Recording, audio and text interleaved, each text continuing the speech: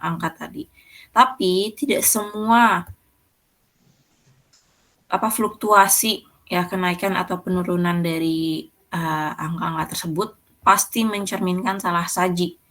Ya, jadi nanti mesti hal lain yang dipertimbangkan adalah kondisi ekonomi secara internal perusahaan maupun secara lokal ya nasional ataupun secara global. Pasti dia juga mempengaruhi naik atau turunnya dari si hasil prosedur analitis. Oke, kemudian kita lanjut ke soal selanjutnya 21-4. Syakila. 21-4 dalam verifikasi jumlah persediaan, salah satunya kekhawatiran auditor adalah item-item yang pergerakannya lambat dan usang dapat teridentifikasi. Buat daftar prosedur audit yang dapat digunakan untuk menentukan apakah barang bergerak lambat atau usang telah dimasukkan dalam inventaris. Yang pertama itu memahami bisnis klien untuk membantu mengenali persediaan yang tidak lagi berguna dalam bisnis klien. Yang kedua, meninjau catatan perpetual untuk barang yang bergerak lambat. Yang ketiga, diskusikan kualitas persediaan dengan manajemen. Yang keempat, mengajukan pertanyaan kepada personel produksi selama observasi fisik persediaan tentang tingkat penggunaan atau tidak digunakannya barang persediaan. Yang kelima, melakukan pengamatan selama inventarisasi fisik untuk melihat adanya karat, investasi yang rusak, inventaris yang berada di lokasi yang tidak biasa, dan jumlah yang tidak biasa pada inventaris. Terus yang keenam, waspadai inventaris yang ditandai usang, rusak, atau disisihkan karena usang atau rusak. Yang ketujuh, memeriksa laporan keusangan, penjualan barang bekas, dan catatan lain pada periode berikutnya yang mungkin mengindikasikan adanya persediaan yang seharusnya dikeluarkan dari persediaan fisik atau dimasukkan dengan biaya yang lebih rendah. Yang terakhir menghitung rasio persediaan berdasarkan jenis persediaan jika memungkinkan dan membandingkannya dengan tahun-tahun sebelumnya atau standar industri. Oke, terima kasih Syakila. Jadi tadi dari beberapa prosedur ya untuk menentukan apakah persediaan tersebut slow moving. Slow moving itu pergerakannya lambat atau obsolete, usang ya. Ada beberapa prosedur. Cuman menurut Syakila dari beberapa prosedur yang sudah tadi dibacakan, mana sih yang paling utama? Yang paling utama yang mana, Syakila?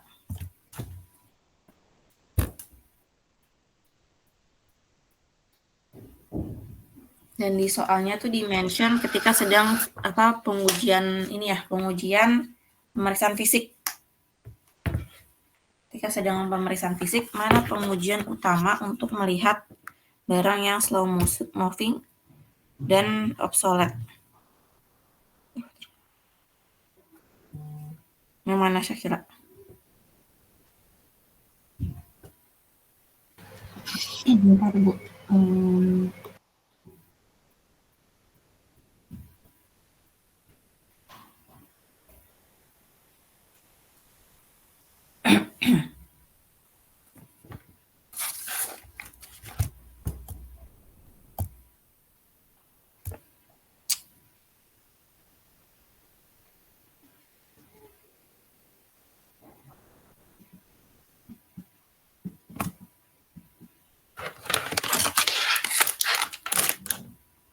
Atau yang lainnya punya pendapat dari prosedur yang tadi sudah disebutkan oleh Syakila, yang mana yang menjadi prosedur utamanya?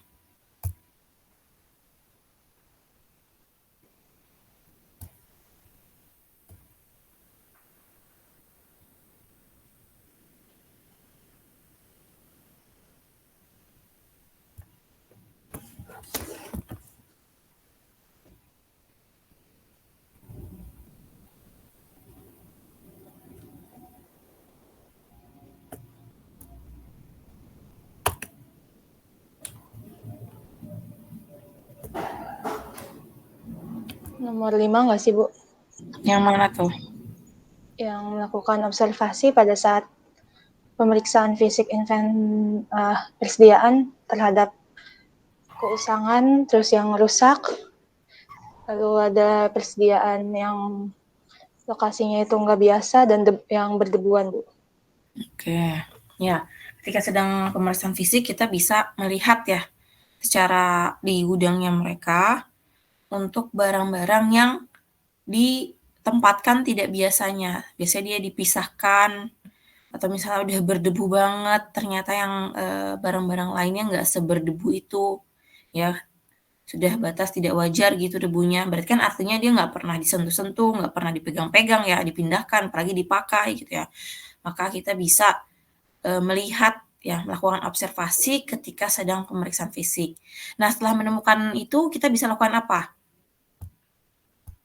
Kita tandain, oh ini obsolete atau apa?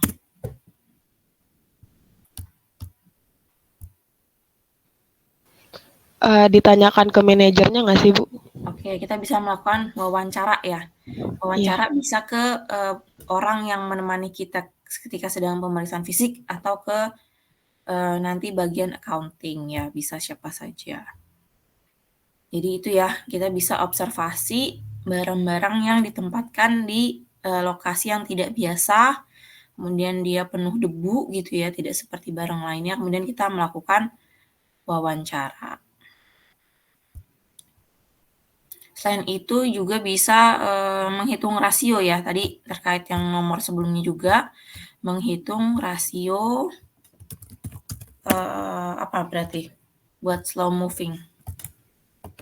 Rasionya apa?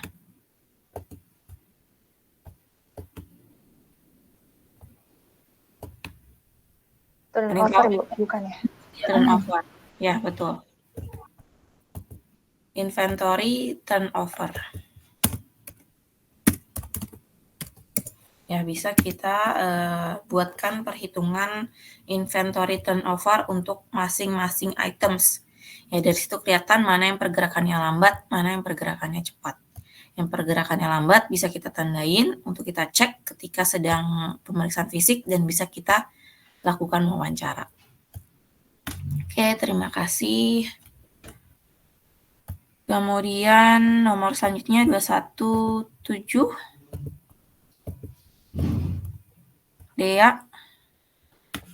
217 pada saat penyelesaian observasi inventaris, pengontrol meminta auditor untuk memberikan kepadanya salinan seluruh perhitungan pengujian yang dicatat untuk memudahkan koreksi seluruh perbedaan antara perhitungan klien dan auditor. Haruskah auditor memenuhi permintaan tersebut? Mengapa? Jawabannya, auditor sebaiknya tidak memberikan salinan seluruh perhitungan pengujian kepada pengontrol agar tetap menjaga independensi dan kerahasiaan informasi. Pengontrol seharusnya dapat menyusun laporan perbedaan antara perhitungan klien dan auditor berdasarkan hasil ringkasan yang diberikan oleh auditor. Tujuannya itu untuk mencegah potensi manipulasi yang terjadi jika semua detail pengujian diungkapkan kepada pihak audit. Sudah, Bu. Oke, jadi jawabannya nggak boleh ya? Ya, Bu. Coba tadi pertanyaannya dibaca lagi, translatannya gimana, Dea? Pertanyaannya, pada saat penyelesaian observasi inventaris, pengontrol meminta auditor untuk memberikan kepadanya salinan seluruh perhitungan pengujian yang dicatat untuk memudahkan koreksi seluruh perbedaan antara perhitungan klien dan auditor. Haruskah auditor memenuhi permintaan tersebut? Mengapa? Oke, tadi jawabannya boleh nggak ngasih salinannya? Enggak, Bu. Nggak boleh. Yang nggak boleh memberikan salinannya atau mengkoreksi perbedaan antara auditor dengan klien. Salinannya aja, Bu. Auditornya ngasih ringkasannya aja. Oke. Jadi tetap ya ringkasannya, hasilnya tetap boleh diberikan, tapi bukan untuk memfasilitasi rekonsiliasi ya. Apa sih kalau di akuntansi kan bahasanya saling merekon gitu ya. Jadi bukan untuk memfasilitasi koreksi dari perbedaan hasil klien dengan auditor. Ya, tapi salinannya boleh diberikan. Oke, terima kasih Dea. Selanjutnya 21 strip 8.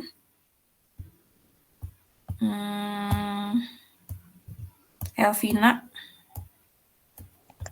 218. Prosedur audit utama apa yang terlibat dalam pengujian kepemilikan persediaan selama pengamatan perhitungan fisik dan sebagai bagian dari pengujian penilaian berikutnya?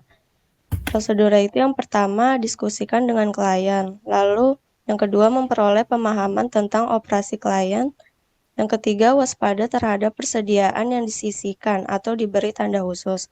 Yang keempat, meninjau kontrak dengan pemasok dan pelanggan untuk menguji kemungkinan persediaan yang dikonsinyasi atau persediaan milik orang lain yang ada di bengkel klien untuk diperbaiki atau tujuan lainnya. Yang kelima, periksa faktur vendor yang menunjukkan bahwa barang dagangan telah dijual ke perusahaan. Dan yang keenam, menguji penjualan yang tercatat tepat sebelum dan setelah persediaan fisik untuk menentukan apakah barang tersebut ada atau tidak pada tanggal persediaan fisik dan bahwa batas akhir yang tepat telah dicapai. Udah, Bu. Oke. Tadi prosedur utamanya jadi apa, bisa disebutkan lagi? Prosedur utama untuk menguji kepemilikan dari persediaan selama pemeriksaan fisik. Apa tadi, Elvina? Ya, meninjau kontrak dengan pemasok dan pelanggan, Bu. Untuk menguji kemungkinan persediaan yang dikonsinyasi atau milik orang lain yang ada di bengkel klien untuk diperbaiki. Intinya apa tuh?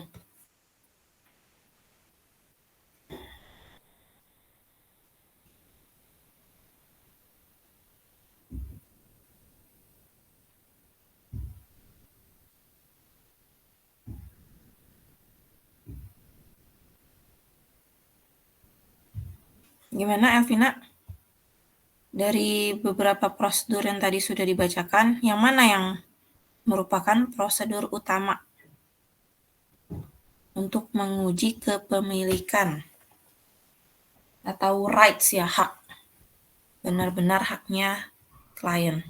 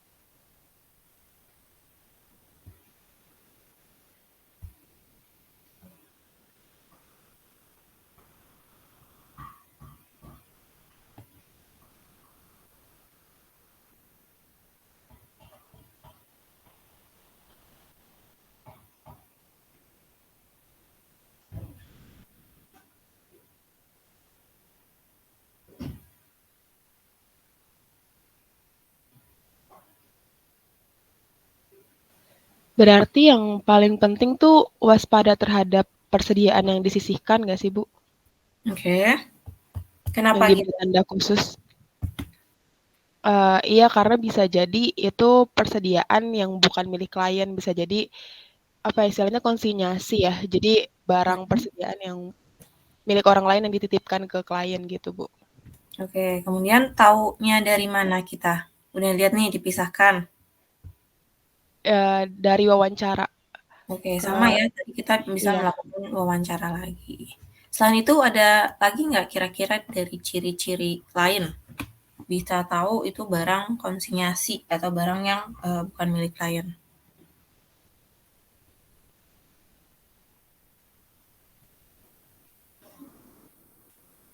Tadi udah dibacain juga sama Elvina.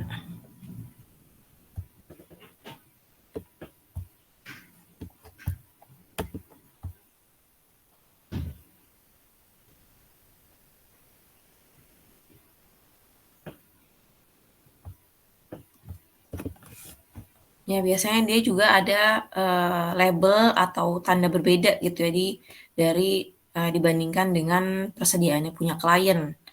Ya, biasanya kan kalau barang ada labelnya ya, ada entah kartu piutang individu, kartu persediaan individu, atau dia ada label yang mengindikasikan nama barangnya apa, kemudian biasanya ada nama PT-nya. Kalau barang konsinyasi biasanya dia di labelnya tertulis entah itu barang konsinyasi atau barang dari PT yang berbeda. Jadi tadi ada 2 ya, bisa lihat apakah ada barang yang disisihkan ya, ada di lokasi yang berbeda, dan biasanya ada label ya, dilabelin atau ditandai sesuatu. Nah, selain itu kan ketika sedang pemeriksaan fisiknya ya. Sebelum pemeriksaan fisik sebenarnya kita bisa mempelajari bagaimana kebijakan perusahaan terkait penjualan ataupun inventory. Ya kalau misalnya dia ada barang konsinyasi pasti tertulis di kebijakan perusahaannya tersebut, atau bisa melalui wawancara, ada enggak barang konsinyasi. Ya, jadi dari situ nanti ketika lagi pemeriksaan fisik bisa lebih aware terhadap inventory yang bukan milik klien. Kayak gitu. Oke, terima kasih. Selanjutnya 21 strip 11. Ananda, mungkin bisa share screen. Saya mau jawabnya tapi 21-12 boleh nggak Bu? 21 12 yang nomor terakhir. 12. Oke, 2111. 2111 dulu ya. 2111 siapa yang sudah siap? Sudah punya jawabannya 2111?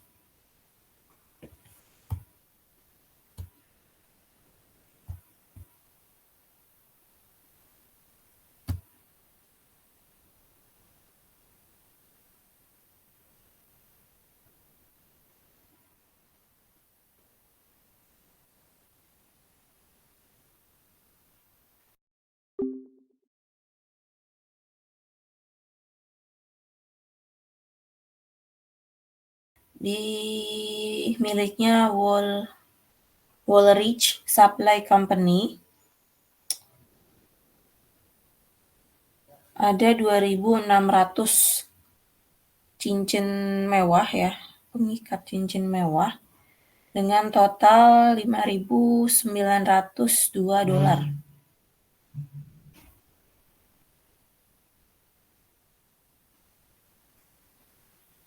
Pemeriksaan terakhir menunjukkan biaya pembelian ya.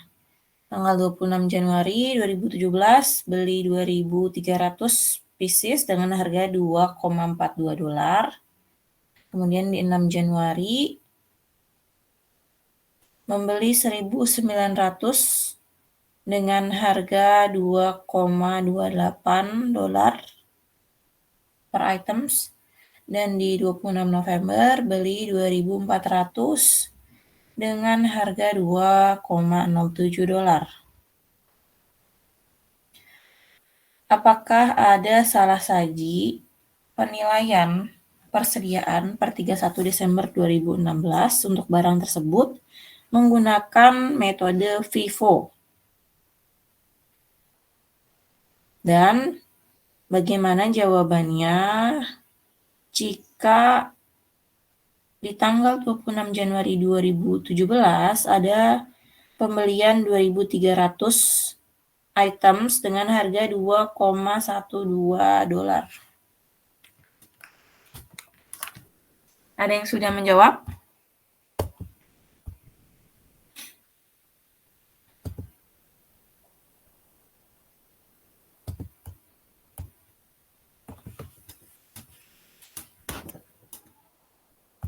Kalau gitu silakan dikerjakan.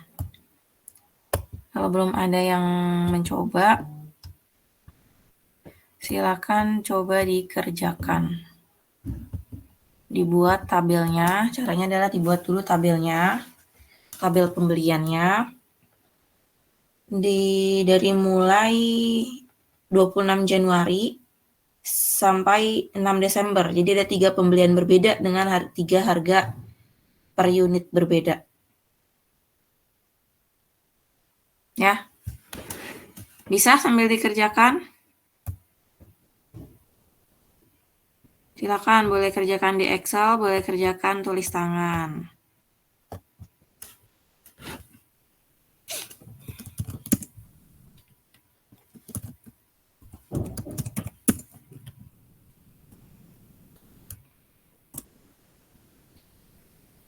Jadi kan 21, 12 soalnya dalam persediaan.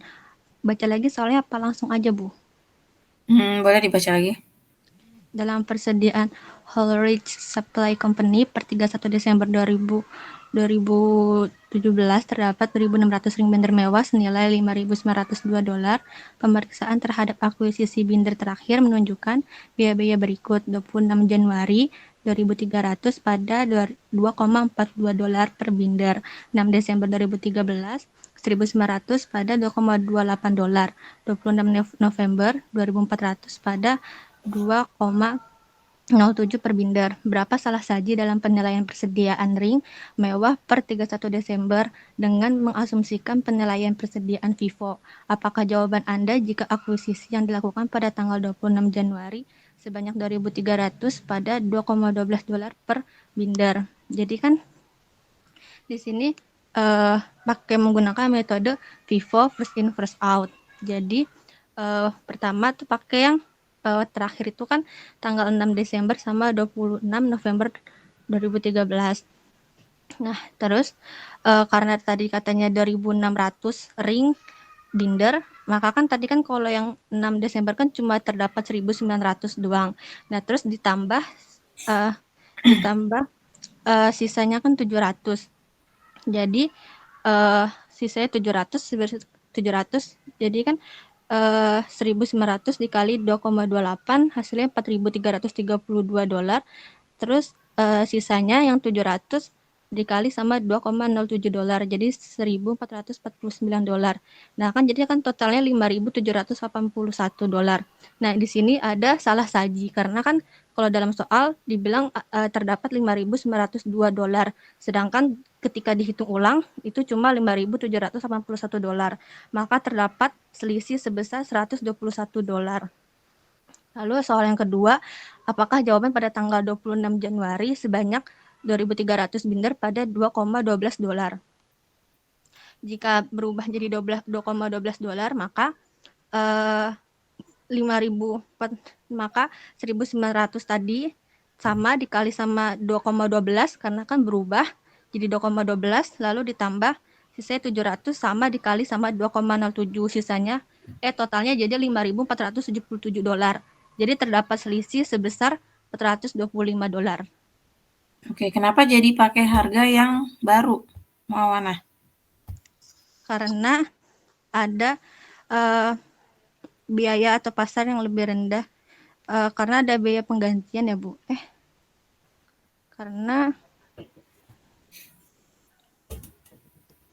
Kenapa biayanya lebih rendah?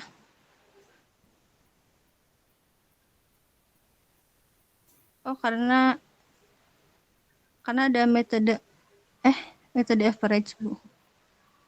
Biaya atau pasar lebih rendah karena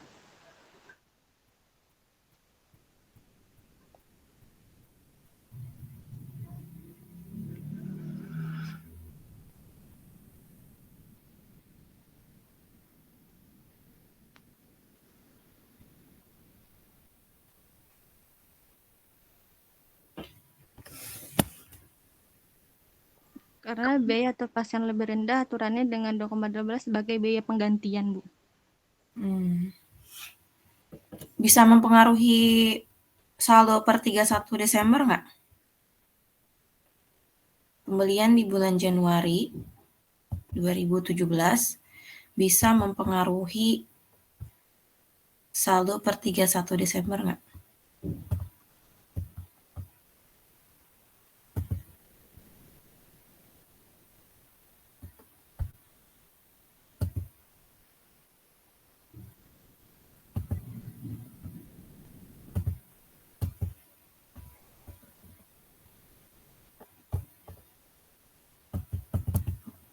Mempengaruhi ya, Bu. Kenapa bisa mempengaruhi? Kan dia kejadiannya di 31 Desember di berapa? 26 Januari. Berarti nggak mempengaruhi ya, Bu? Itu pertanyaan saya.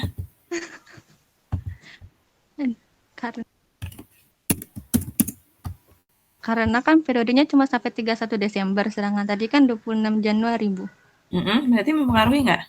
Nggak mempengaruhi, karena kan periode audit itu kan dihitung pakai periode audit setelahnya, 2004 tahun setelahnya, Januari.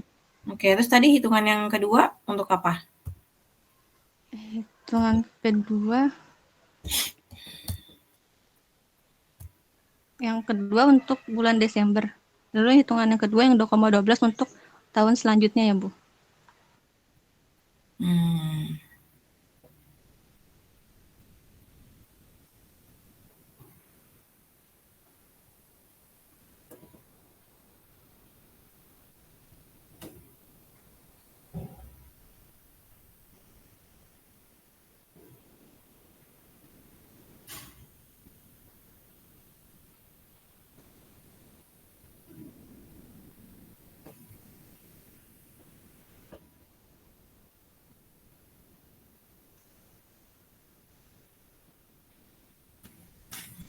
Itu tuh kayaknya metode persediaan yang pakai harga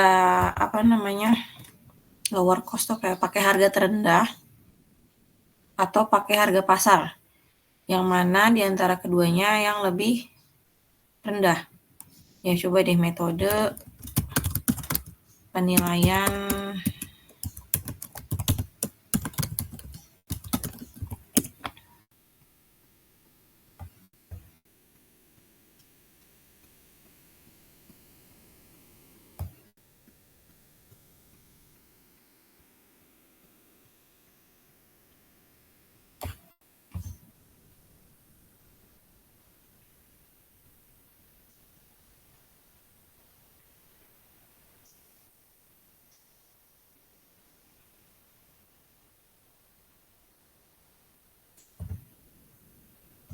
ya ada 3 metode harga pokok atau nilai realisasi bersih yang lebih rendah, dan yang ketiga metode harga jual.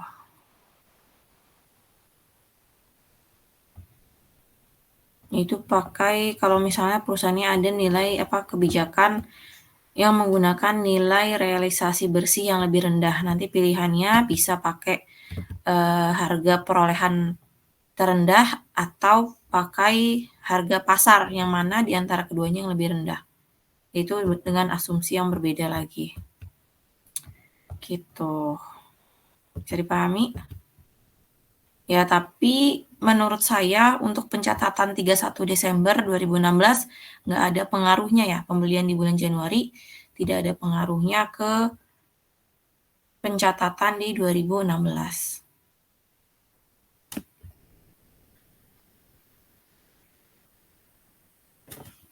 Barangnya juga apa sih nih? Ring binders.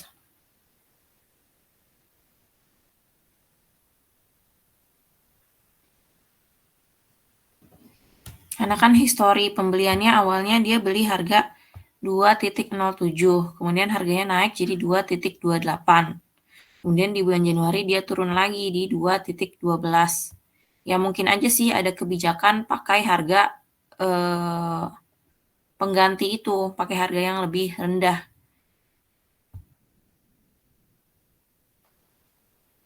Untuk si pembelian di bulan Desember. Ya itu nanti harus dicari tahu lagi. Kenapa tadi? Ada yang mau memberikan pendapat? Enggak, saya mau nanya sih, Bu. Berarti kalau pakai harga terendah tuh yang 2,07 gitu, Bu, untuk asumsinya? 207 kepake sama yang harga yang paling terbaru di Januari. 2,12.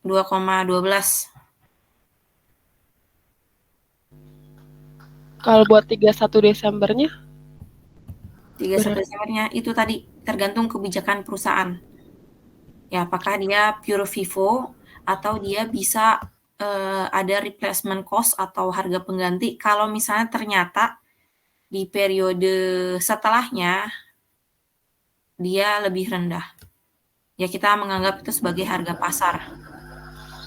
Oh, kalau pakai metode average itu juga bisa kan ya, Bu? Bisa juga. Jadi nanti tergantung perusahaannya gimana.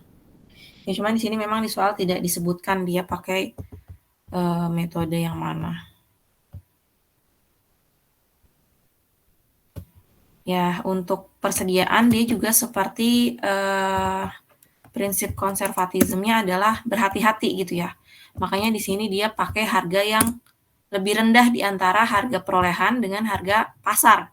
Ya, yang 2,12 itu kita anggap sebagai harga pasar kan, berarti harga yang saat sedang audit harganya ternyata 2,12.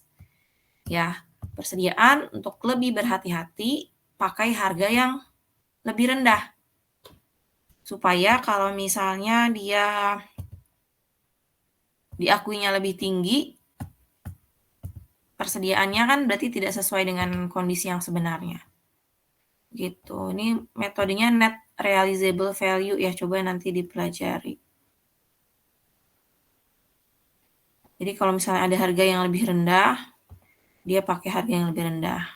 Nanti kriterianya apa, dia pakai mempertimbangkan harga pasar dibandingkan dengan harga perolehan, itu adalah tergantung barangnya. Ini karena dia disebutkan deluxe ya, kayaknya bukan tanpa sengaja gitu ya, dia menyebutkan deluxe. Ya, jadi memang bukan barang biasa yang harganya stabil, tapi harganya fluktuatif ya, ada naik turunnya. Sehingga ketika mau dilaporkan, amannya adalah pakai harga yang terendah. Maka di situ asumsinya ketika di tanggal 26 Januari ini kan ketika sedang melakukan audit ya, harganya turun jadi 2,12, maka bisa diganti harga yang si 2,28 nih yang di bulan Desember kita ganti dengan harga 2,12.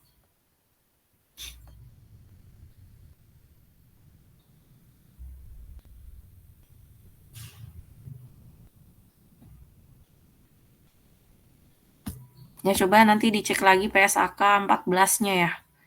Ada di situ. Jadi metode tuh ada yang FIFO, ada yang LIFO, ada juga yang metode penilaian persediaan, saya lupa ingat juga ya. NRV, ada 3 atau 4 gitu ya.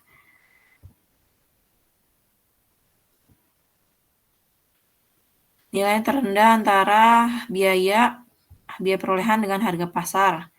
Ya, LCM, singkatannya LCM. Kemudian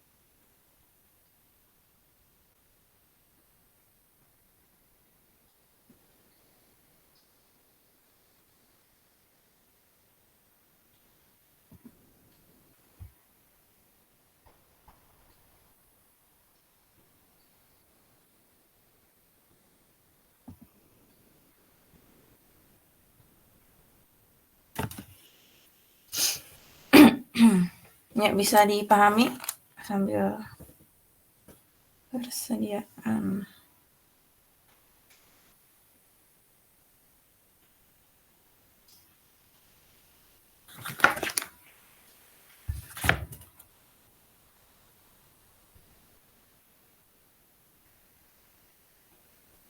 CLC, NRV, gross profit method, sama retail inventory method. Ya, ada di materi AKM. Untuk penilaian persediaan di akhir tahun. Ya, jadi kalau FIFO, LIFO itu kan untuk menentukan berapa sih harga harga pokok untuk penjualan, ya. Pakai harga yang pertama masuk, ya, maka FIFO atau average rata-rata. Nah, untuk yang tadi LCNRV, gross profit method, sama retail inventory method, itu biasanya untuk pelaporan, untuk penyajian, ya, di akhir tahun. Disajikan seperti apa?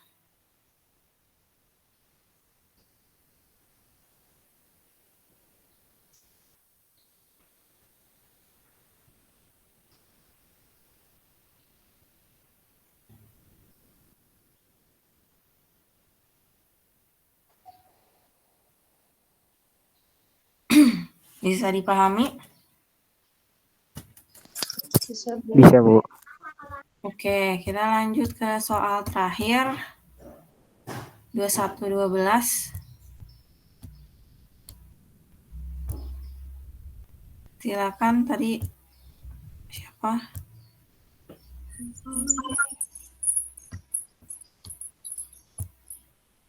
Siapa? Ananda. Ya, silakan Ananda. 2012, setiap karyawan di manufacturing company sebuah perusahaan yang menggunakan metode perhitungan biaya persediaan biaya pekerjaan harus merekonsiliasi total jam kerjanya dengan jam kerja pada masing-masing pekerjaan menggunakan lembar waktu pekerjaan pada saat kartu waktu penggajian minggu disiapkan. Lembar waktu kerja kemudian dijepit ke dalam kartu waktu. Jelaskan bagaimana Anda dapat menguji tenaga kerja langsung yang dimasukkan dalam inventaris sebagai bagian dari penggajian dan personalia. Dalam sistem biaya pekerjaan, tenaga kerja yang dibebankan ke dalam pekerjaan tertentu dikumpulkan pada lembar biaya pekerjaan. Lalu total biaya tenaga kerja langsung yang tercantum di lembar biaya pekerjaan itu bisa dilacak ke dalam job sheet karyawan. Itu untuk memastikan bahwa jam-jam tersebut udah dimasukin dengan benar dalam lembar biaya pekerjaan. Lalu tarif tenaga kerja itu dapat diverifikasi dengan ngebandinginnya dengan jumlah pada catatan penghasilan karyawan. Oke, jadi tadi ada menelusur dari mana ke mana, Ananda? Menelusur dari lembar biaya pekerjaan ke dalam job sheet karyawan. Oke, jadi 21-12 itu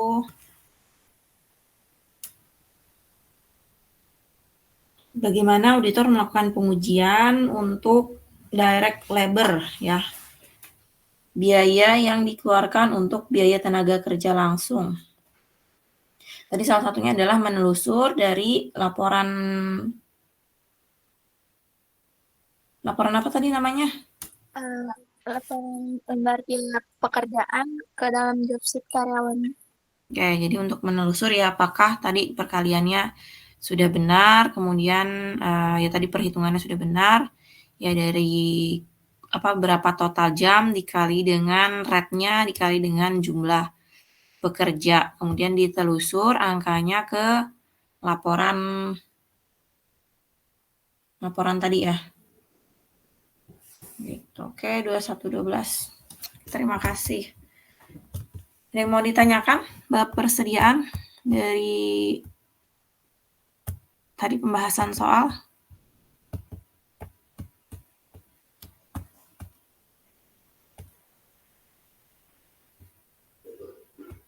Nggak ada ya. Oke, kalau nggak ada kita lanjut ke bab selanjutnya. Udah pada dibaca belum nih? Audit saldo kas. Udah dibaca?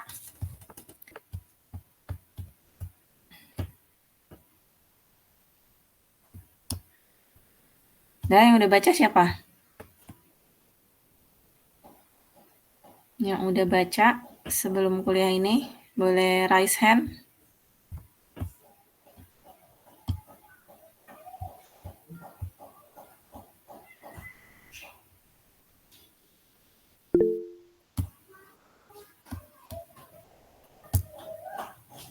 Trian.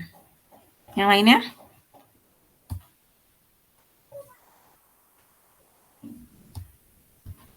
Baru Trian aja nih.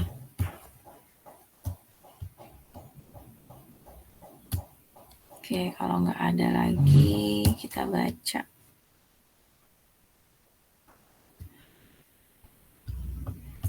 Oke, kita baca bersama. Coba dari Zevanya, silakan dibaca.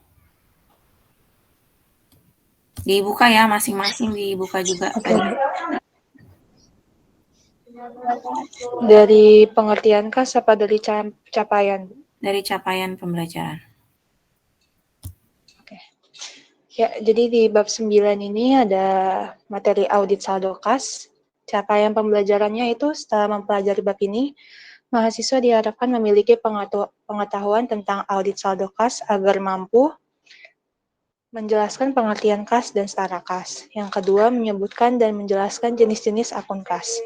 Yang ketiga, menjelaskan prosedur persiapan awal untuk audit saldo kas. Yang keempat, menjelaskan rasio yang digunakan dalam prosedur analitis audit saldo kas. Dan yang kelima, menjelaskan prosedur pengujian rinci saldo akun-akun kas. Dan yang terakhir ada menjelaskan pengendalian kas kecil. Lalu ada peta bahasannya itu yang pertama pengertian kas, lalu masuk ke jenis akun kas, lalu ada audit saldo kas, lalu ada prosedur berorientasi kecurangan, dan yang terakhir program audit. Lalu masuk ke pengertian kas. Kas adalah aset yang terdiri dari uang tunai, cek, serta simpanan di bank dalam bentuk giro atau demand deposit yang tidak dibatasi penggunaannya. Saldo kas dalam neraca terdiri dari pertama kas di bank atau cash in bank, lalu ada kas yang belum disetor ke bank, cash on hand, dan yang ketiga itu ada kas kecil, petty cash. Sejumlah perusahaan melaporkan kas dengan judul cash and cash equivalent atau kas dan setara kas. Kas dan equivalent kas.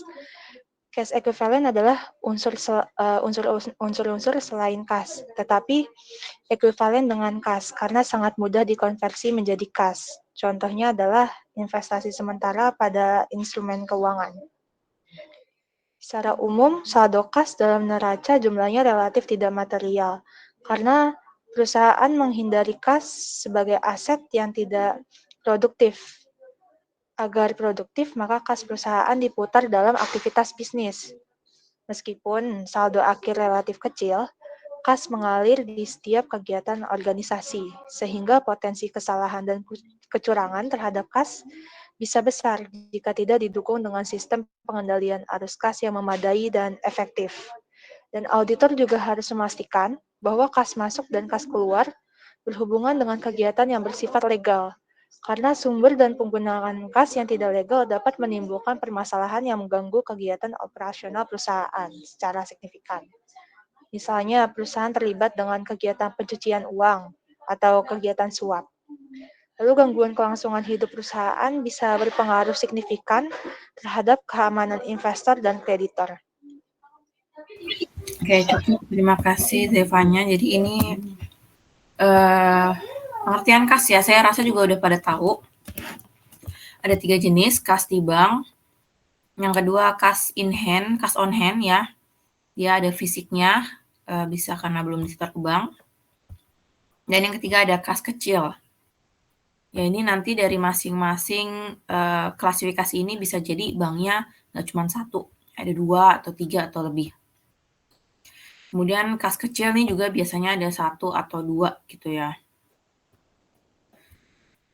Nanti yang berbeda adalah ini ya, kan cash and cash equivalent ya, setara kas. Setara kas itu apa? Setara kas itu secara nilai dia tidak banyak berfluktuasi ya. Jadi yang pasti bukan saham gitu ya, nanti dia bentuknya bisa deposito, bisa tabungan, bisa pasar uang. Ya nanti ada di sini deh kayaknya deh. Nah, secara umum saldo kas dalam neraca jumlahnya relatif tidak material. Karena pasti akun-akun lain jumlahnya lebih besar ya. Kas ini biasanya nggak terlalu banyak. Karena dia kan terus diputar ya. Ketika ada pembayaran piutang, pasti akan diputar lagi untuk dibelikan bahan baku. Ya, karena perusahaan menghindari kas sebagai aset yang tidak produktif, maka akan terus diputar. Jadi nilainya relatif kecil. Namun, kas mengalir di setiap kegiatan organisasi sehingga potensi kesalahan dan kecurangan terhadap kas relatif besar jika tidak didukung dengan pengendalian internal yang baik.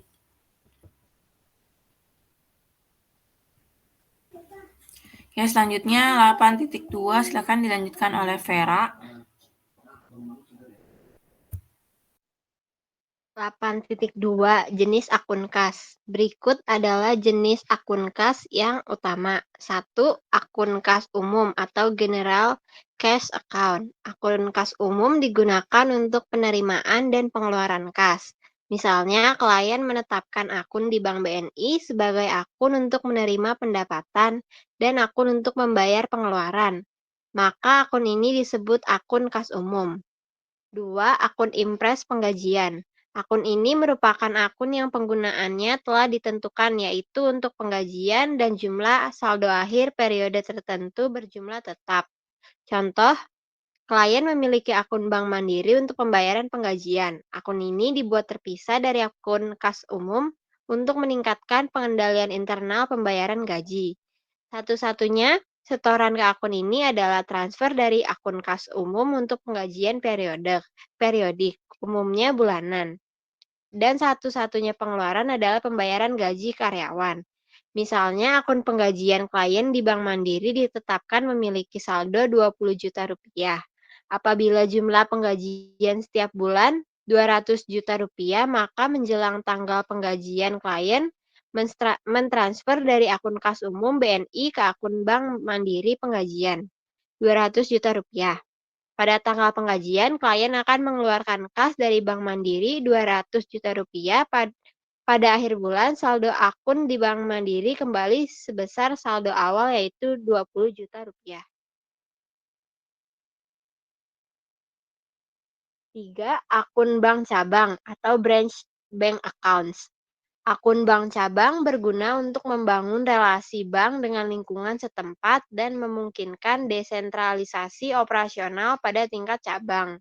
Dalam beberapa perusahaan, penyetoran dan pengeluaran untuk setiap cabang dibuat dalam akun yang berbeda dari akun pusat, dan kelebihan kas secara periodik dikirimkan ke akun bank umum pada kantor pusat. Misalnya, klien berkedudukan di Jakarta sebagai kantor pusat dengan akun bank umum CIMB Niaga.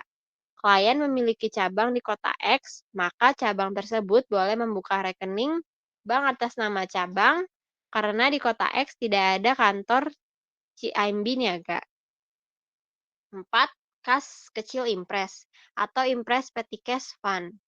Kas kecil digunakan untuk pengeluaran bernilai kecil yang dibayar lebih mudah dan lebih praktis daripada menggunakan cek. Akun kas kecil Impres dibentuk atas dasar yang sama seperti akun bank penggajian, tetapi digunakan untuk pengeluaran dalam jumlah yang lebih kecil, misalnya pembelian perangko, sumbangan amal, makan minum rapat di kantor. Pengeluaran semacam ini lebih praktis menggunakan kas kecil, tetapi kalau pengeluaran besar, misalnya pembayaran utang usaha, maka menggunakan akun kas umum. 5. Setara kas atau cash equivalent. Setara kas meliputi deposito berjangka, sertifikat deposito, dan dana pasar uang. Setara kas bisa dimasukkan dalam laporan keuangan sebagai akun kas apabila A merupakan investasi jangka pendek yang siap dikonversikan menjadi kas dalam jumlah yang pasti, dan B tidak mengalami perubahan nilai secara signifikan. Sekuritas yang dapat diperdagangkan dan investasi berbunga dengan jangka waktu yang lebih panjang bukan merupakan setara kas tetapi diakui sebagai investasi. Oke, jadi tadi jenis-jenis kas ya, dari mulai kas umum. Ini biasanya dipakai untuk kegiatan utama perusahaan ya, operasional, bisa untuk menerima pendapatan ataupun untuk membayar pembelian. Kemudian yang kedua ada akun Impres Penggajian, ini khusus untuk penggajian ya, dia misalnya ditetapkan saldonya minimal ya 20 juta di sini, sedangkan penggajiannya setiap bulan 200 juta. Ya, ini biasanya cenderung tetap dan tidak banyak berubah. Kemudian yang selanjutnya ada akun bank cabang. Untuk membangun relasi bank dengan lingkungan setempat dan memungkinkan desentralisasi operasional pada tingkat cabang. Ini biasanya untuk digunakan pada cabang yang ada di daerah, makanya biasanya banknya bisa jadi berbeda. Kemudian ada kas kecil impres. Ya, ini untuk pengeluaran yang nilainya kecil, biasanya untuk beban operasional. Dan yang terakhir ada setara kas, ini yang tadi ya, bentuknya deposito berjangka, sertifikat deposito, dan dana pasar uang. Dia syaratnya ada 2 ya yang disebut dengan setara kas. Merupakan investasi jangka pendek yang siap dikonversikan menjadi kas dalam jumlah yang pasti. Ya, jadi dia nilainya cenderung stabil dan tidak mengalami perubahan nilai secara signifikan. Ya, makanya sekuritas yang diperdagangkan dia nggak bisa masuk ke setara kas. Ya, harus masuk ke investasi jangka pendek atau jangka panjang. Oke, kita masuk ke auditnya. Silakan dibaca oleh Trian. Trian udah baca ya. Syifa Mulya. Audit saldo. Baik, Bu. Audit saldo kas umum. Berikut ini prosedur-prosedur dalam mengaudit saldo kas milik klien meliputi 1. Persiapan awal, 2. Prosedur analitis, 3. Pengujian substantif transaksi, dan 4. Pengujian rinci saldo. Yang pertama ada prosedur awal. Langkah-langkah awal yang perlu dilakukan auditor untuk mengaudit saldo kas kurang lebih sebagai berikut. A. Memahami industri dan bisnis perusahaan untuk mendapatkan pemahaman tentang pola dan volume arus kas, termasuk memahami berbagai potensi kesalahan dan kecurangan terhadap kas. Yang B. Meminta anggaran kas untuk mendapatkan pemahaman tentang sumber pendapatan dan rencana penggunaan kas. Yang C. Meminta bukti-bukti transaksi, jurnal penerimaan kas, jurnal pengeluaran kas, buku pembantu kas, daftar pengelaran cek, laporan bank, perjanjian kredit dengan bank atau lembaga keuangan lain. Auditor meminta data-data tersebut melalui surat permintaan data.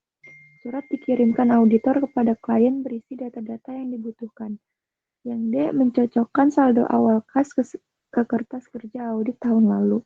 Yang E. Mengidentifikasi mutasi kas yang tidak lazim, baik dari jumlah maupun sumbernya. Misalnya untuk melihat sumber dan penggunaan kas yang bersifat ilegal. Yang terakhir, membuat catatan atas temuan-temuan arus kas yang memerlukan investigasi lebih mendalam. Pada persiapan awal, auditor menyiapkan kertas kerja utama atau lead schedule dan mengisi angka saldo menurut audit tahun lalu dan menurut catatan perusahaan. Contoh kertas kerja lead schedule untuk akun kas di bank yang perlu dipersiapkan kurang lebih sebagai berikut. Yang kedua, ada prosedur analitis. Prosedur analitis bertujuan untuk menguji kewajaran saldo kas dengan data pembanding. Secara umum, jika saldo kas sesuai dengan data pembanding, maka dapat dibuat kesimpulan bahwa saldo kas disajikan secara benar dan wajar. Namun demikian, kesimpulan auditor ini bersifat sementara karena prosedur analitis hanya menunjukkan sinyal atau tanda-tanda kemungkinan terjadinya salah saji. Rasio-rasio yang digunakan dalam prosedur analitis antara lain adalah sebagai berikut. Yang pertama, membandingkan saldo kas dengan saldo tahun lalu, dan yang kedua, membandingkan rasio kas dan aktiva lancar dengan rasio tahun lalu. Contohnya pada tahun ini saldo kas di Bank BNI berjumlah 848.500.000. Tahun lalu saldo kas per audit berjumlah 838.500.000. Angka ini menunjukkan tidak terlalu banyak perbedaan dengan angka tahun lalu karena apabila dibuat presentasi kenaikan sekitar 1,1%, Tetapi apabila tahun lalu mencapai 948.500.000 sehingga 980.500.000 sehingga ada perbedaan mencapai 11%, maka auditor perlu mencermati hal ini.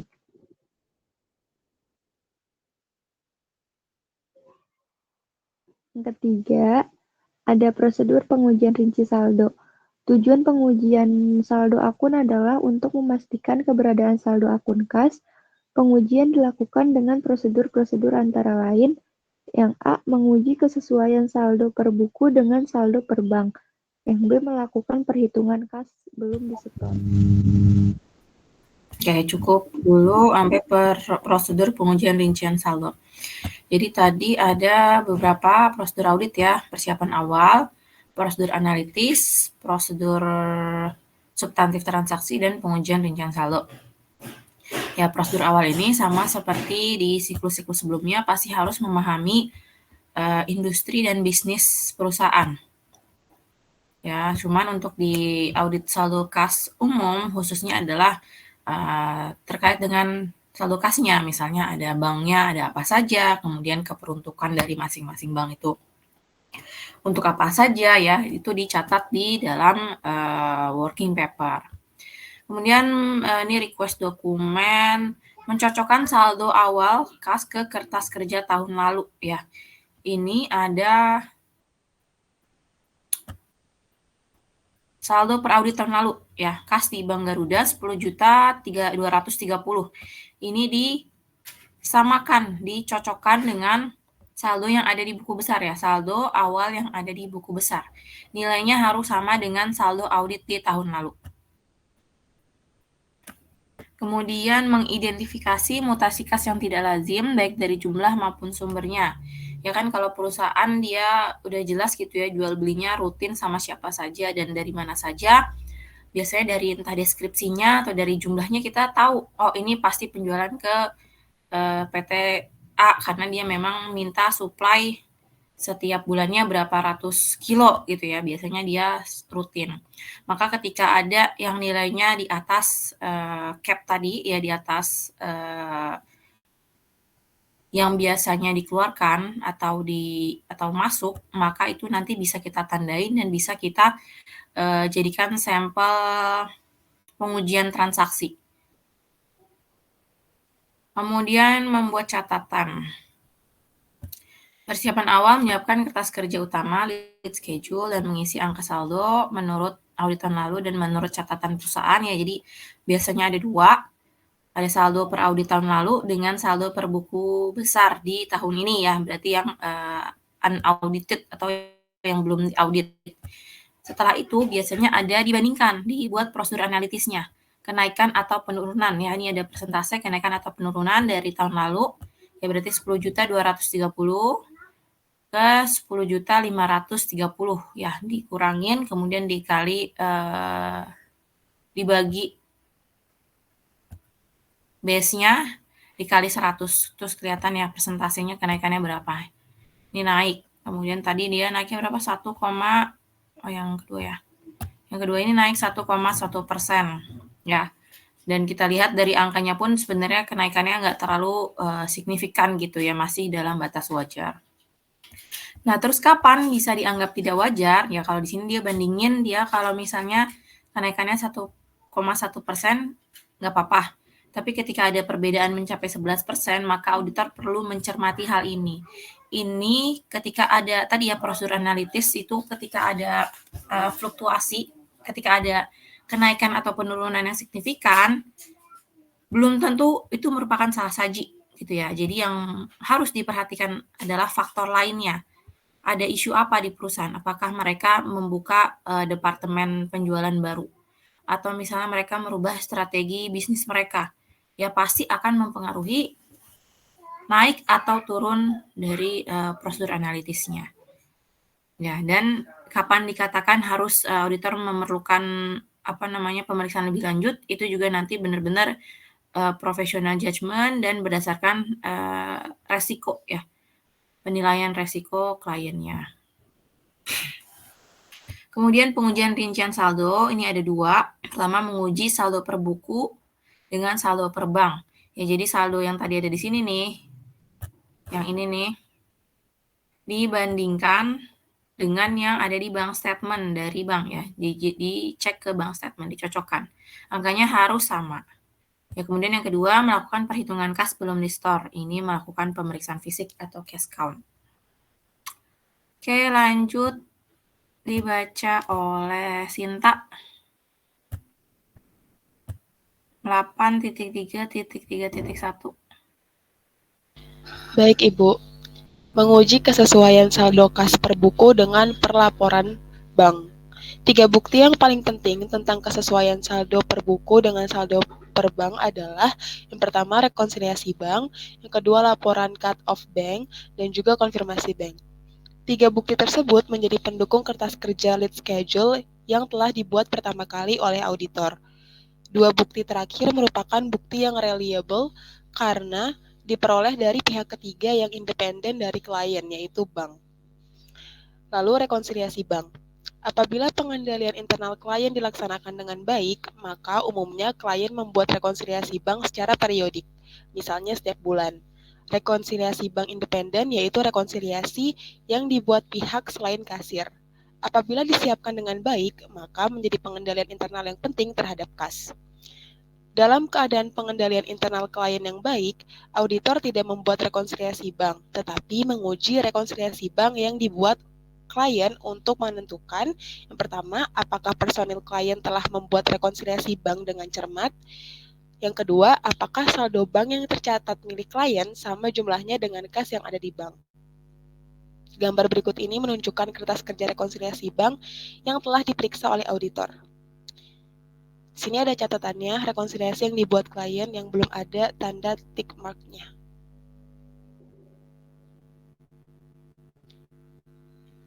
Ini lanjut aja, Bu. Iya, Sinta, lanjut. Melalui gambar di atas, perhatikan tanda-tanda tick marks untuk melihat prosedur apa saja yang telah dilakukan auditor dalam memeriksa rekonsiliasi bank. Lalu ada laporan pisah batas bank atau cut-off bank statement. Pada umumnya, bank mengirimkan laporan bank atau bank statement kepada para nasabah pemegang akun simpanan. Laporan bank berisi saldo awal, mutasi transaksi, seperti uang masuk dan uang keluar, dan diakhiri saldo akhir. Laporan bank ini umumnya dikirim kepada klien setiap bulan. Dalam rangka audit saldo kas di bank, auditor memerlukan informasi transaksi dan saldo kas di bank.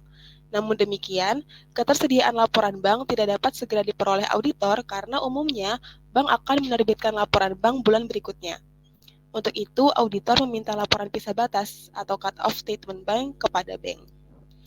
Laporan pisah batas merupakan laporan yang dibuat oleh bank yang berisi sebagian data atas permintaan auditor. Bank mengirim laporan ini langsung ke auditor. Data yang tercantum dalam laporan cut-off hanya sebagian saja, maka disebut laporan periode parsial. Misalnya, data transaksi akun bank dari tanggal 1 hingga 10 Januari 2018. Laporan pisah batas digunakan auditor untuk memverifikasi item-item rekonsiliasi pada rekonsiliasi bank. Gambar berikut ini contoh bentuk sederhana laporan cut-off bank statement. Pada laporan pisah batas di atas, terlihat bahwa auditor memperoleh sebagian data, yaitu saldo akhir tahun audit 31 Desember 2017, dan transaksi-transaksi sekitar beberapa hari setelah tanggal neraca, yaitu transaksi hingga tanggal 8 Januari 2018. Oke, cukup Sinta, terima kasih. Oke. Jadi tadi dari rekonsiliasi ya, rekonsiliasi biasanya kalau rekonsiliasi perusahaan yang melakukan audit udah tahun kesekian ya, bukan tahun pertama, biasanya mereka pasti udah punya pengendalian internal yang baik. Sehingga yang namanya rekonsiliasi bank tuh udah ada, ya udah dibuatin oleh kliennya. Auditor tinggal menguji apakah rekon itu sudah dibuat dengan benar atau belum. Kemudian saldo bank yang tercatat milik klien sama jumlahnya dengan kas yang ada di bank. Ya, tapi kalau misalnya kliennya tidak punya rekonsiliasi bank, maka auditor harus membuatnya. Atau sebenarnya simpelnya sih bisa minta dibuatkan gitu ya, minta dibuatkan oleh si bagian accounting-nya. Kemudian ini contoh rekonsiliasi banknya. Ada tick mark-nya A dan E. A itu sesuai dengan jawaban konfirmasi bank ya. Jadi ini udah sesuai dengan jawaban konfirmasi bank. Dan E sesuai saldo awal di cut off laporan bank. Kemudian ada B. B itu untuk yang setoran dalam perjalanan sudah ditelusur ke jurnal penerimaan kas ya. Karena ada penambahan setoran dalam perjalanan. Sedangkan yang berkurang ya, yang mengurangi cek-cek beredar ini ditelusur ke jurnal pengeluaran kas. Bener ada pengeluaran nggak, udah dicatat belum nih? Ya, nilainya segini. Kemudian ada C, ini C dilakukan pemeriksaan fisik ya, kas belum disetor karena biasanya ada bentuk fisiknya. Ada bentuk fisiknya, maka ini harus dilakukan pemeriksaan fisik. Kemudian ada N. N ini penjumlahan telah diperiksa, ya sudah diperiksa ke bawah, footing. Kemudian yang kedua ada laporan pisah batas bank. Ini untuk menguji, ini ya tadi ya ada penambahan atau pengurangan dari karena setoran dalam perjalanan dan cek beredar. Maka kita melakukan laporan pisah batas bank. Laporan bank berisi mutasi transaksi, uang masuk dan uang keluar, lalu diakhiri saldo akhir.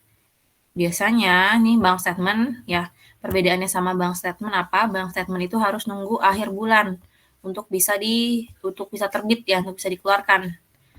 Sedangkan auditor pengen tahu transaksi di awal-awal Januari itu. Ini bener nggak nih ada penambahan sebesar 97 juta dan ada pengurangan sebesar 305 juta. Ya, maka auditor nanti akan request ke bank penerbitnya untuk dibuatkan laporan cut-off statement bank. Ya, biasanya dari tanggal 1 sampai pertengahan Januari. Nah, nanti ini untuk memverifikasi angka-angka yang ada di rekonsiliasi. Bener nggak nih kas beredar tadi totalnya berapa banyak, kan biasanya baru dicairkan di bulan selanjutnya ya, di tanggal setelahnya. Kemudian ada setoran dalam perjalanan, bener nggak nih di tanggal tersebut masuk nggak? Gitu. Ya ini contohnya ya, tadi ada setoran 97 juta ya di sini. Kemudian ceknya ada 10.230 kan. Yang ini ya 10.230 64 dan 1 juta. Ya, jadi untuk memverifikasi angka-angka yang ada di laporan rekonsiliasi bank. Kemudian silakan dilanjut konfirmasi bank oleh Syakila.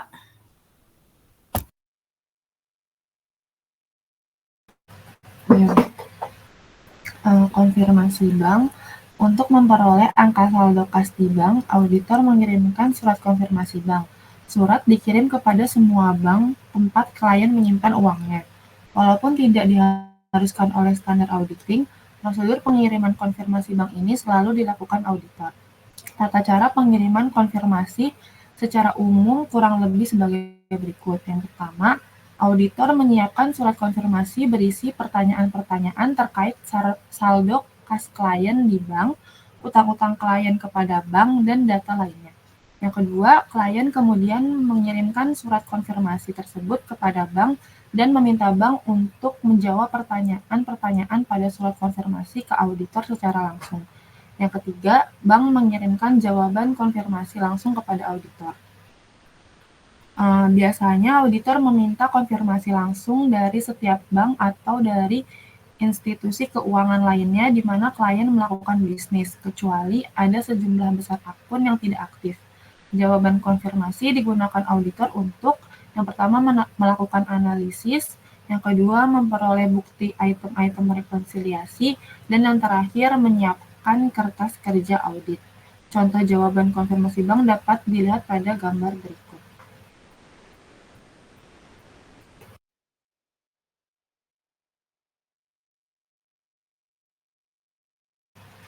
Itu dibaca juga, Bu, yang contohnya.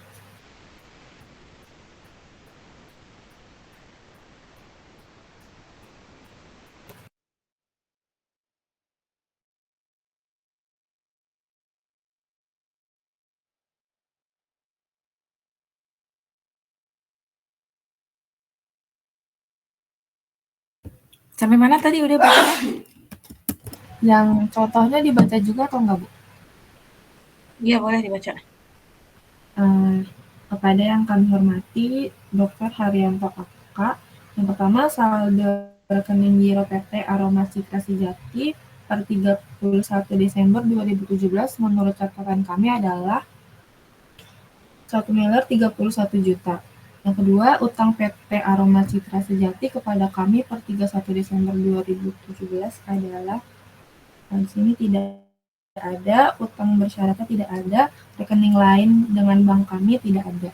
Yogyakarta 3 Januari 2018, Bank BNI, Kevin Sukamuljo.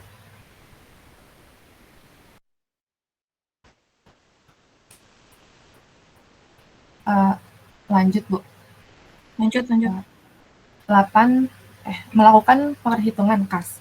Pengendalian internal yang baik mengharuskan semua uang kas disimpan di bank. Namun demikian, ada kalanya penyimpanan di bank tidak sempat dilakukan. Misalnya, perusahaan menerima pelunasan piutang di sore hari ketika kantor bank sudah tutup beroperasi harian. Dalam keadaan demikian, akan ada uang kas yang belum disetor karena penyetoran ke bank dilakukan keesokan harinya. Prosedur audit atas kas yang belum disetor meliputi: yang pertama, perhitungan kas yang belum disetor dilakukan oleh kasir pemegang kas. Umumnya, perusahaan memisahkan kasir menjadi dua, yaitu kasir pemegang kas besar dan kasir pemegang kas kecil. Yang kedua, auditor melakukan observasi perhitungan kas belum disetor dengan cara menyaksikan proses perhitungan. Yang ketiga, auditor meminta kasir membuat berita acara hasil perhitungan dan meminta kasir menandatanganinya. Yang keempat, auditor memastikan bahwa semua uang tunai yang belum disetor telah dikembalikan pada kasir.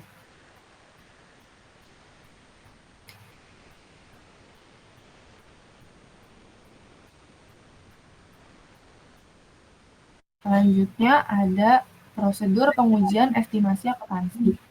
Lanjut sampai ini ya, Syakira. Iya, Bu. Tujuan pengujian estimasi akuntansi adalah untuk menguji ketepatan klasifikasi komponen kas. Prosedur pengujian antara lain adalah sebagai berikut. Yang pertama, menguji ketepatan klasifikasi komponen kas, misalnya dengan cara memastikan bahwa komponen kas tidak termasuk kas yang pemanfaatannya dibatasi dengan komitmen tertentu, sehingga tidak lagi memenuhi kriteria sebagai saldo kas. Yang kedua, menguji ketepatan pemenuhan kriteria sebagai kas atas komponen kas yang dilaporkan sebagai ekuivalen kas, yaitu investasi sementara pada sekuritas yang sangat mudah dikonversi ulang ke dalam kas. Contohnya, klien menyajikan komponen-komponen kas di laporan neraca sebagai berikut.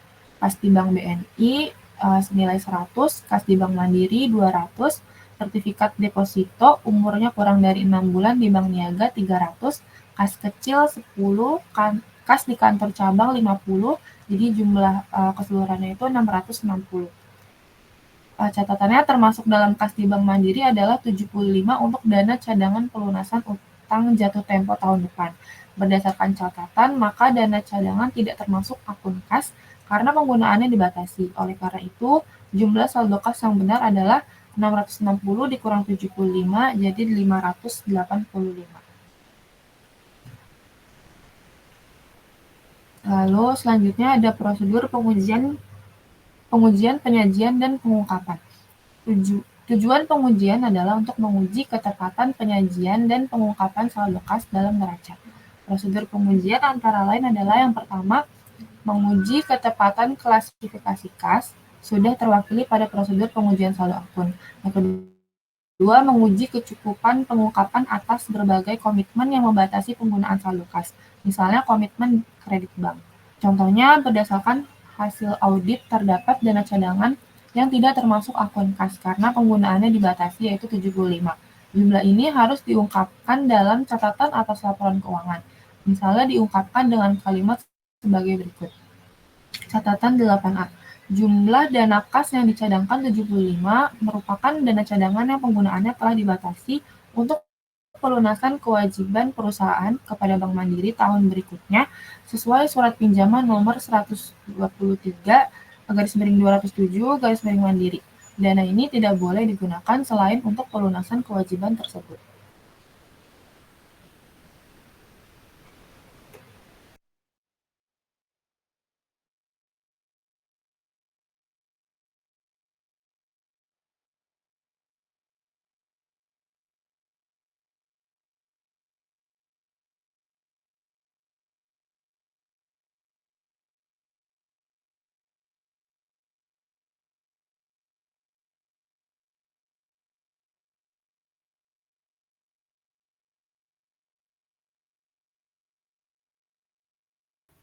Konfirmasi itu sama seperti konfirmasi piutang, konfirmasi utang.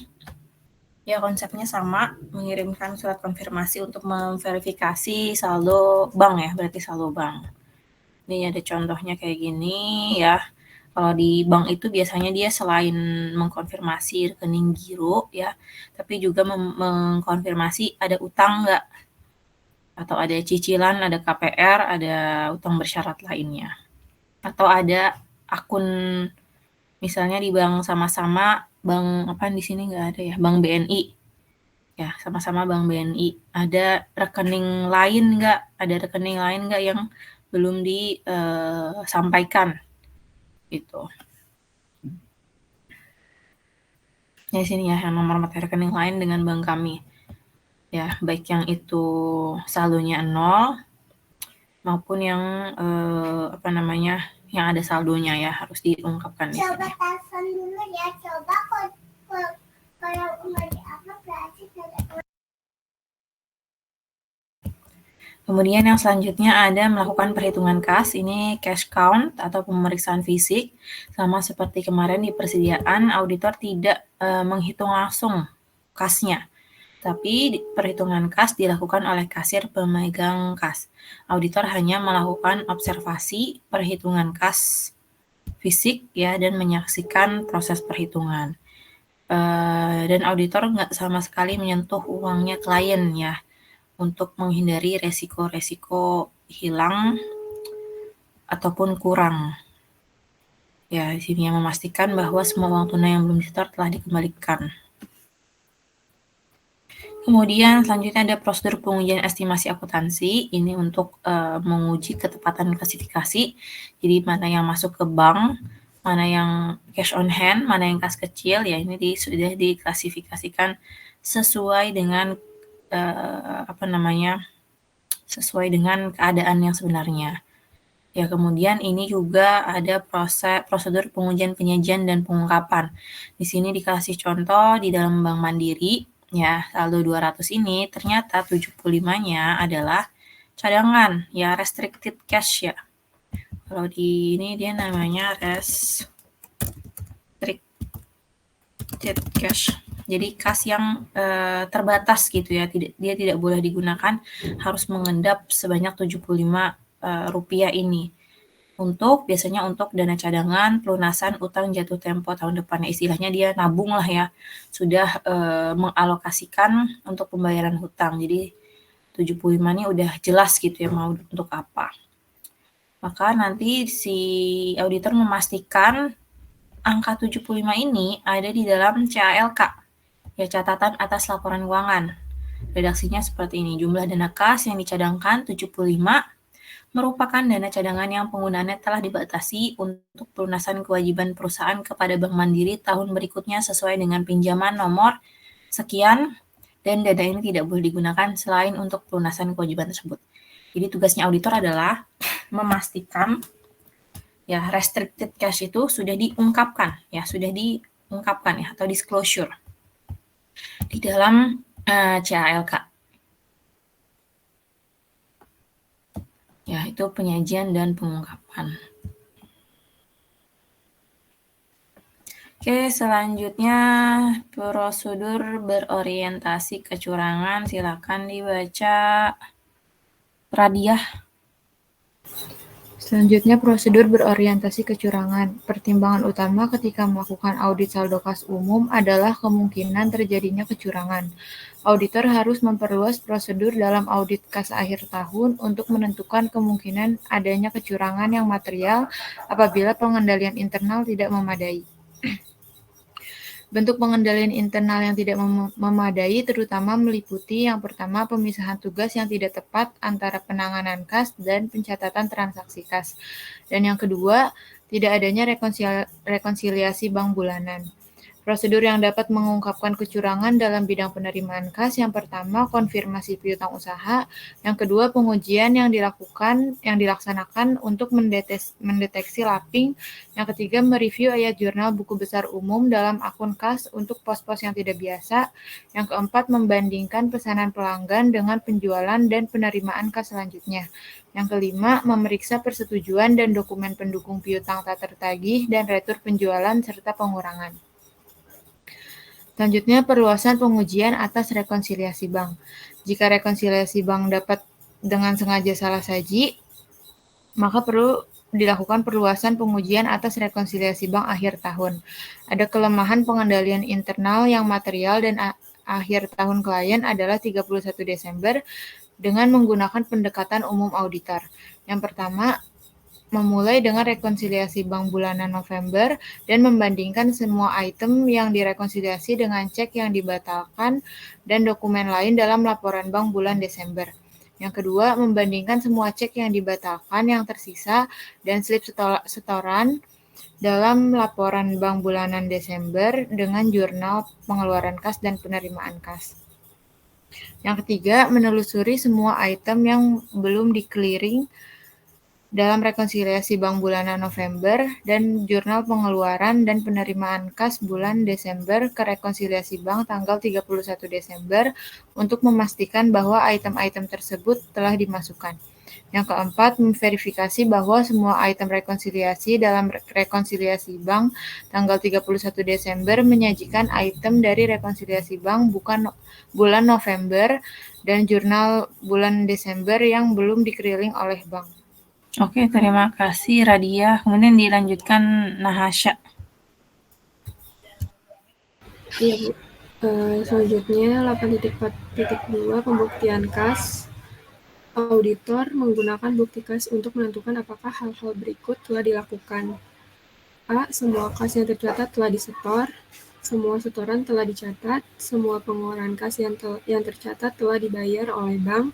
Semua jumlah yang dibayarkan oleh bank telah dicatat. Pembuktian kas, proof of cash, meliputi 4 tugas rekonsiliasi berikut ini. Pertama, rekonsiliasi saldo pada laporan bank dengan saldo buku besar pada awal periode pembuktian kas. Yang kedua, rekonsiliasi penerimaan kas yang disetorkan ke bank dengan penerimaan yang tercatat dalam jumlah penerimaan kas pada periode tertentu. 3. Rekonsiliasi clearing cek yang dibatalkan oleh bank yang dicatat dalam jurnal pengeluaran kas untuk periode tertentu. Rekonsiliasi saldo laporan bank dengan saldo buku besar umum pada akhir periode pembuktian kas. Selanjutnya, pengujian transfer antar bank. Menutupi pencurian kas dikenal sebagai check kiting, yaitu mentransfer uang dari satu bank ke bank lainnya dan mencatat transaksi tersebut dengan tidak benar. Untuk menguji kiting dan kesalahan tidak sengaja dalam mencatat transfer antar bank, auditor mendata semua transfer antar bank yang dilakukan beberapa hari sebelum dan setelah tanggal neraca, serta menelusur masing-masing ke catatan akuntansi agar pencatatannya benar.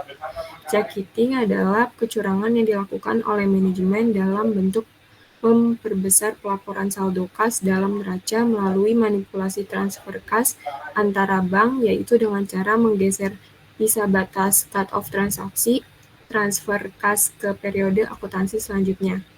Contohnya, PT ABC memiliki saldo kas di Bank Mandiri dan Bank BNI serta transfer kas antar bank sebagai berikut.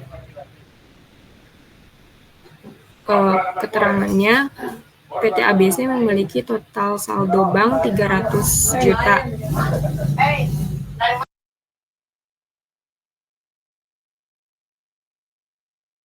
Tanggal 31 Desember 2015, PT ABC melakukan transfer kas dari Bank Mandiri ke Bank BNI 75 juta. PT ABC mencatat penerimaan di Bank BNI sebesar 75 juta, tetapi mencatat pengeluaran di Bank Mandiri dengan jumlah yang sama.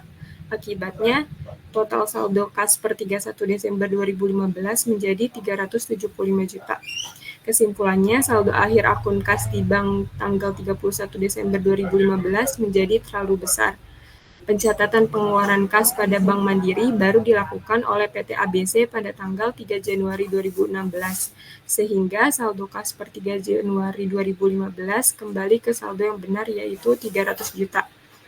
Prosedur audit untuk mendeteksi kecurangan dalam bentuk check kiting adalah dengan cara membuat analisis transfer kas antar bank seperti ilustrasi di atas.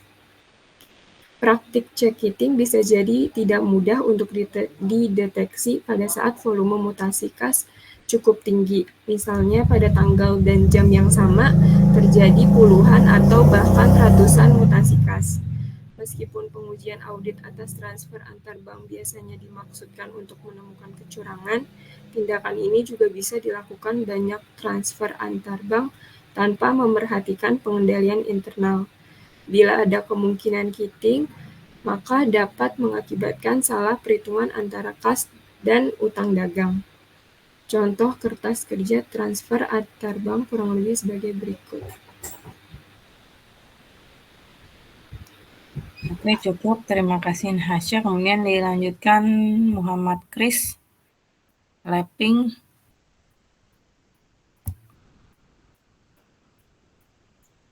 Saya ya, Bu. Iya, Kris. Lapping adalah keuangan kas yang dilakukan oleh oknum staf perusahaan dengan cara menggunakan penerimaan kas perusahaan untuk kepentingan pribadi dan menutupnya dengan penerimaan berikutnya.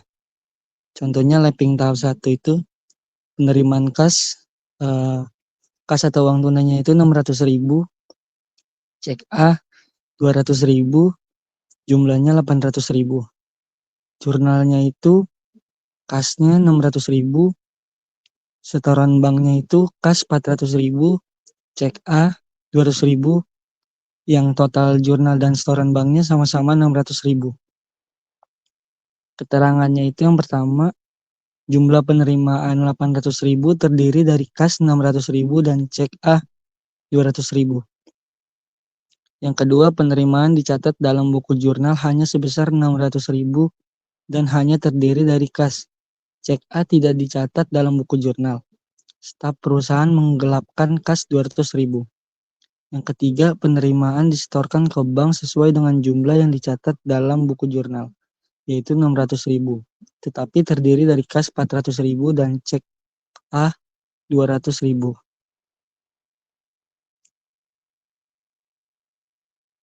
Selanjutnya, lapping tahap 2 bulan berikutnya. Penerimaan kas yang pertama itu kas atau uang tunainya 500.000, cek B-nya 300.000 dan jumlahnya 800.000. Jurnalnya itu kasnya 500.000, cek A 200.000, totalnya 700.000. Setoran banknya itu kasnya 400.000, cek A-nya 300.000 dan totalnya 700.000. Keterangannya itu yang pertama, jumlah penerimaan sebesar 800.000 terdiri dari kas 500.000 dan cek B 300.000. Yang kedua, penerimaan dicatat dalam buku jurnal hanya sebesar 700.000. Terdiri dari kas 500.000 dan cek A 200.000 yang seharusnya dicatat dalam penerimaan kas tahap 1. Kali ini staf perusahaan menggelapkan kas 100.000. Yang ketiga, setoran bank sebesar 700.000 terdiri dari kas 400.000 dan cek A 300.000. Oke, cukup. Terima kasih, Kris. Jadi ada dua resiko kecurangan yang ada pada kas dan setara kas. Pada kas. Ya, pada saldo kas. Pertama tadi ada kiting ya, cek kiting. Cek kiting ini mungkin kalau di sini dibilang pencurian kas kurang tepat gitu ya, karena sebenarnya nggak ada pencurian kas. Kalau kita lihat di sini dia meninggikan saldo kas dengan cara mentransfer antar bank ya. Dengan adanya perbedaan cut off ya, dia memanfaatkan celahnya di situ ya. Jadi dia transfer dari Bank Mandiri ke Bank BNI sebesar 75 juta. Tapi di Bank BNI ini uangnya dicatat masuk sebesar 75 juta. Sedangkan di Bank Mandirinya tidak dicatat keluar, baru dicatat 3 hari kemudian ya, di tanggal 3 Januari sebesar 75 juta ya, berkurang 75 juta. Jadi di sini saldo yang 31 Desember adalah 375 juta ya, lebih besar 75 juta. Ya jadi dibilang kecurangan, enggak curang, maksudnya bukan yang pencurian, bukan pencurian tapi kecurangan iya gitu ya. Dan ini antara legal dan tidak legal gitulah ya. Jadi karena dia memanfaatkan celah cut off tadi, ya ketika nanti ditemukan sama auditor dia tinggal beralasan, oh iya lupa belum dicatat gitu ya karena transfer antar bank. Ya jadi ini nanti caranya adalah dengan cara auditor membuat analisis transfer antar bank. Ya jadi dilihat ketika ada yang keluar harus dicatat sudah keluar dan yang masuk harus dicatat masuk gitu ya. Kemudian praktik checking bisa jadi tidak mudah untuk dideteksi pada saat volume mutasi kas cukup tinggi ya karena ada banyaknya transaksi bisa jadi terlewat gitu ya. Meskipun pengujian audit atas transfer antar bank biasanya dimaksudkan untuk menemukan kecurangan, tindakan ini juga bisa dilakukan banyak transfer antar bank tanpa memperhatikan pengendalian internal. Jadi tapi biasanya kalau perusahaan pengendalian internal sudah baik, biasanya tidak akan terjadi kecurangan seperti itu. Ini contohnya daftar transfer antar bank dikeluarkan dari dan diterima dari ya, pastikan sudah tercatat ya transfer antar bank. Kemudian yang kedua ada lapping kecurangan kas yang dilakukan oleh oknum staff perusahaan dengan cara menggunakan penerimaan kas perusahaan untuk kepentingan pribadi dan menutupnya dengan penerimaan berikutnya. Jadi kalau lapping ini dia jelas adalah kecurangan ya, karena diambil ya, ditilep uangnya untuk kepentingan pribadi. Ini ada contohnya ya, penerimaan kas yang sebenarnya ada kas tunai 600.000 dan cek sebesar 200.000. Tapi yang dicatat hanya ada kas tunai sebesar 600.000. Ya kemudian disetorkan ke bank, kasnya dikurangi 200.000 untuk ya kasnya diambil 200.000 dari sini dan ceknya sesuai ya, ceknya sesuai. Nah, 200.000 ini baru dicatat di bulan berikutnya. Ya, baru masuk di bulan berikutnya, cek 200.000. Tapi cek di bulan tersebut tidak dicatat. Ya, tidak dicatat. Ini mungkin dia akan catat di bulan berikutnya lagi. Dan dia ngurangin berapa dari 500.000, kasnya hanya dicatat 400.000. Ya ini namanya lapping. Jadi menumpuk lapping ya, kan menumpuk, menutup lubang dengan kecurangan selanjutnya gitu ya. Jadi kalau orang membayar hutang dengan hutang gitu ya. Selanjutnya audit akun bank penggajian Impres, silakan dibaca tadi Chris Abid. Baik, Bu.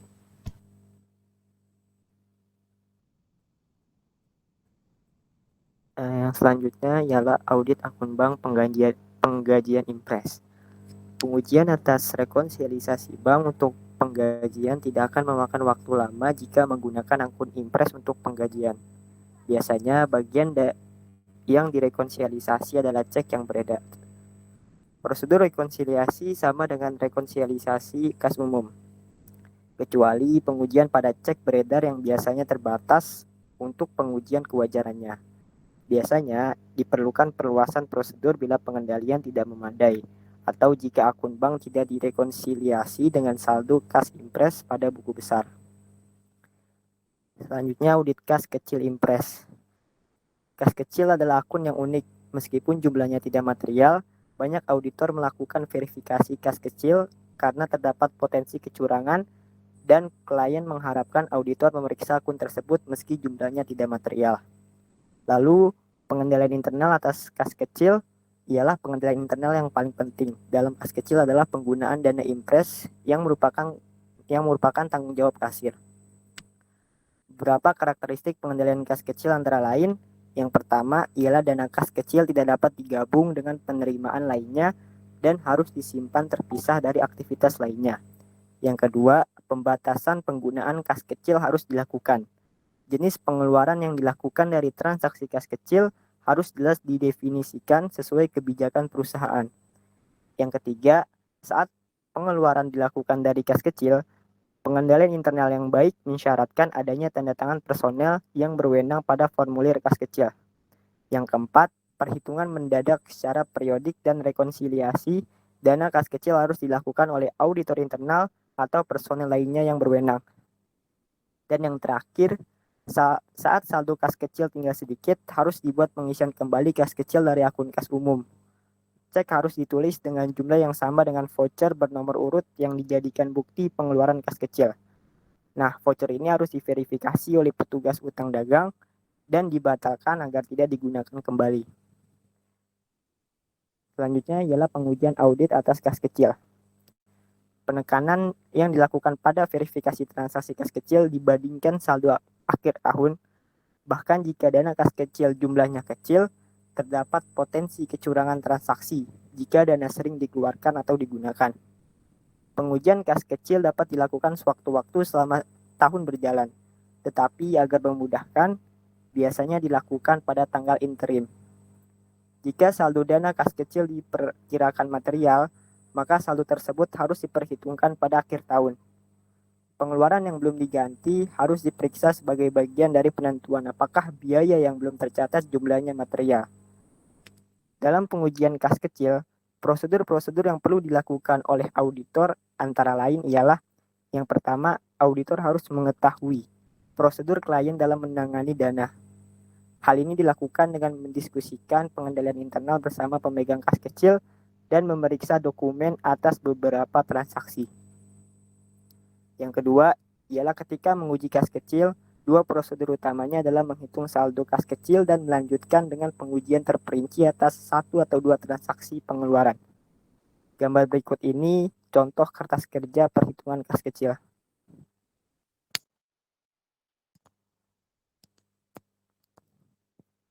Oke, cukup. Terima kasih, Abid.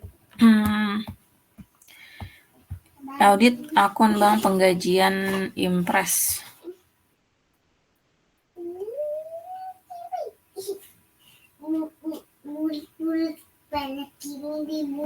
Ya, biasanya tidak memakan waktu lama karena tadi ya cenderung tidak berubah. Dan kalau udah otomatis yang dicek adalah ini ya, cek beredar ya, dilakukan pengujian pada cek beredar.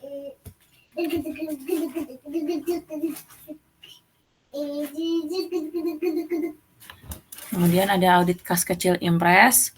Meskipun jumlahnya tidak material, banyak auditor melakukan verifikasi kas kecil karena terdapat potensi kecurangan dan klien mengharapkan auditor memeriksa akun tersebut meski jumlahnya tidak material. Jadi ini ada trust issue antara atasan dengan bagian kasir ya yang memegang kas kecil. Sehingga walaupun nilainya nggak material, tetap pengen dicek gitu ya, dilakukan pemeriksaan fisik untuk si kas kecil maupun untuk transaksi-transaksi yang sudah terjadi. Untuk memverifikasi apakah pengeluaran tersebut wajar dan tidak disalahgunakan oleh pemegang kas. Yang perlu diperhatikan adalah pengendalian internalnya harus sudah memadai. Kemudian pengujian audit atas kas kecil, biasanya prosedur utamanya ada ini ya, menghitung saldo kas kecil ya, menghitung pemeriksaan fisik atas kas kecil dan melanjutkan dengan pengujian terperinci atas satu atau dua transaksi pengeluaran. Jadi ini kita beban operasionalnya ya, biasanya sih lebih dari satu atau dua ya, banyak ya. Di vouching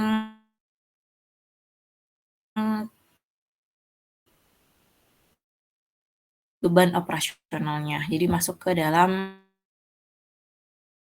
Dan ini contoh dari hasil berita acara pemeriksaan kas kecil. Ya, ketika memeriksa kas kecil kita buat formatnya kayak gini nih. Ini formatnya kayak gini.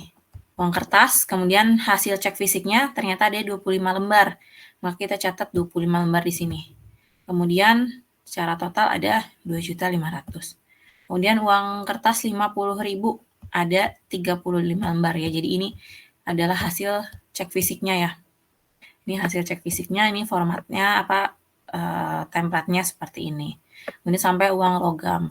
Ini yang dalam rupiah. Kalau misalnya dia ada dalam USD atau dalam yen, maka harus dibuatkan lagi format yang uang kertas dan uang logam dalam USD ataupun dalam yen. Biasanya udah ada ya, dia USD itu mulainya startnya yang paling besarnya ada berapa dan yang paling kecilnya ada berapa yen, berapa sen ya. Kemudian ditandatangani oleh kasir dan juga harusnya ada tanda tangan auditor ya di sini ya, auditor. Dan kalau ada salah-salah catat, maka harus dibuat jurnal penyesuaiannya di sini. Kemudian terakhir program audit, silakan dibaca setelah Abid Muawanah. Iya, Bu. 8.7 program audit. Pada saat melakukan audit lapangan, tim audit baik itu supervisor hingga asisten auditor berpedoman pada program audit yang telah dibuat oleh kantor akuntan publik. Contoh program audit untuk audit kas kurang lebih sebagai berikut. 1. Dapatkan konfirmasi bank secara langsung dari tiap-tiap bank yang mencakup saldo kas di bank, pinjaman, utang bersyarat, dan informasi lain yang berhubungan dengan pemeriksaan yang saudara lakukan. Kertas kerja A2. Yang kedua, dapatkan cut-off laporan bank untuk periode 2 minggu setelah tanggal neraca. Yang ketiga, minta atau buatlah rekonsiliasi bank untuk semua rekening bank. A. Periksalah kebenaran penjumlahan. B. Telusur saldo per buku ke working trial balance. C. Telusur saldo per laporan bank ke cut-off laporan bank dan ke konfirmasi bank. D. Periksa pos-pos rekonsiliasi. A. Telusur cek-cek yang masih beredar ke cut-off laporan bank. B. Telusur cek-cek yang masih beredar ke jurnal pengeluaran kas. C. Telusur setoran dalam perjalanan ke cut-off laporan bank dan ke bukti setor bank. D. Telusur setoran dalam perjalanan ke jurnal penerimaan kas. Kertas kerja A1. Yang keempat, lakukan perhitungan di hadapan karyawan klien kas yang ada di perusahaan. A. Cocokkan jumlah kas hasil perhitungan dengan saldo yang ada pada working trial balance. B. Kembalikan semua kas yang telah saudara hitung dan mintalah tanda terima dari kasir. Kertas kerjanya A3. Yang kelima, buat daftar transfer antar bank untuk periode 5 hari sebelum dan setelah tanggal neraca. Kertas kerja A5. Dan yang terakhir, dalam rangka untuk menentukan ketepatan klasifikasi dan pengungkapan, pelajari kutipan rapat Dewan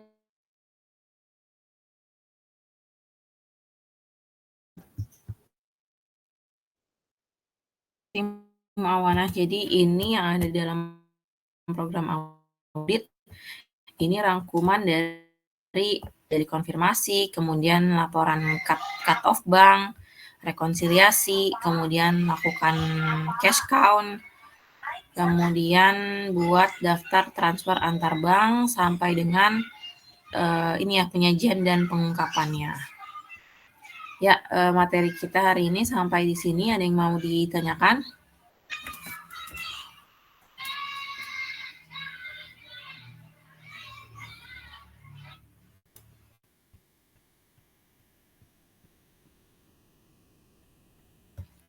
Oke, kalau nggak ada yang mau ditanyakan, ini silakan soal pilihan gandanya dikerjakan ya. Jadi latihan soal, kemudian ada soal tambahan dari buku Arens. Silakan dicatat. Yang pertama 23 strip 4, 5, 7, 11, 12, 19, dan 20. Ya, jadi ada 7 soal di buku Arens ya, itu kalau nggak salah 5 nomor pertama itu jenis soalnya yang review question, 2 soal terakhir itu udah yang analytics dan discussion. Ya, silakan dikerjakan dan kita bahas pekan depan ya, tolong disiapkan kayak tadi. Ya, ada 7 soal, udah dicatat semuanya. Saya ulang, 23 strip 4,